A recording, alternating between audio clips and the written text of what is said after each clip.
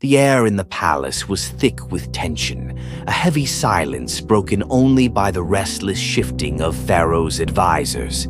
The great ruler of Egypt sat upon his throne, his brow furrowed, his eyes distant.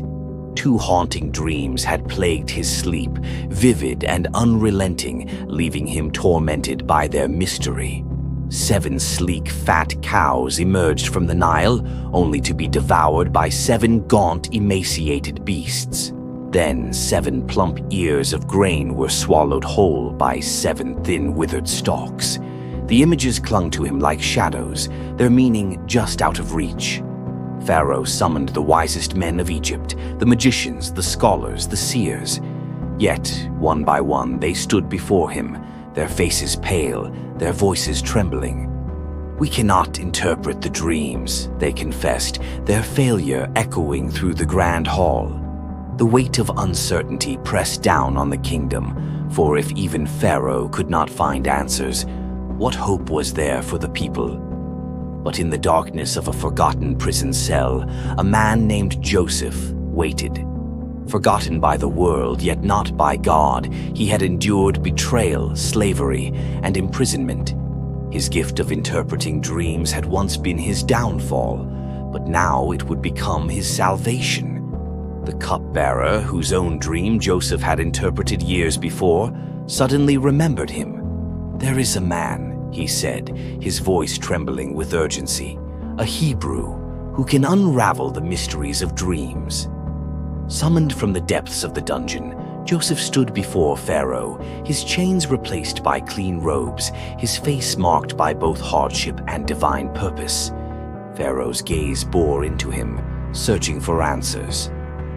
"I have heard it said that you can interpret dreams," the ruler declared, his voice a mixture of desperation and authority. Joseph's response was humble yet resolute. "It is not I, but God who will give Pharaoh the answer he seeks." With divine wisdom flowing through him, Joseph began to speak. "The 2 dreams are one and the same. The 7 fat cows and the 7 healthy ears of grain represent 7 years of abundance, a time of unparalleled prosperity for Egypt. But the 7 thin cows and the withered grain foretell 7 years of famine that will follow, so severe that the years of plenty will be forgotten." The room held its breath as Joseph's words hung in the air, heavy with prophecy. He did not stop there.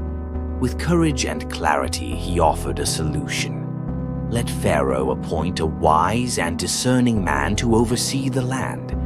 Let him store 1/5 of the harvest during the years of abundance, so that when the famine comes, Egypt will not perish, but survive. Pharaoh's eyes widened as the truth of Joseph's words settled upon him. Here was a man unlike any other, filled with the Spirit of God, a beacon of wisdom in a world shrouded in uncertainty. In that moment, Pharaoh made a decision that would alter the course of history. "Since God has revealed all this to you," he declared, "there is no one so discerning and wise as you. You shall be in charge of my palace, and all my people shall submit to your orders. Only I, sitting on this throne, will be greater than you." And so Joseph, the once forgotten prisoner, was clothed in robes of fine linen, adorned with a gold chain, and given the signet ring of authority. He rode through the streets of Egypt in a chariot, the people bowing before him, their cries of "bow the knee" echoing like thunder. From the pit of despair to the pinnacle of power, Joseph's journey was a testament to the sovereignty of God and the triumph of faith. As the years unfolded, Joseph's wisdom proved true. The land flourished in abundance, and granaries were filled to overflowing.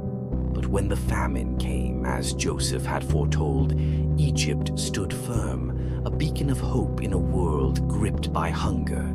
Nations came seeking bread, and Joseph, the dreamer, became the savior of many. In the end, it was not Joseph's brilliance, but his faithfulness to God that turned despair into deliverance, dreams into destiny. And so, the story of Joseph reminds us that even in the darkest of nights, the light of divine purpose shines brightest, guiding the way to redemption.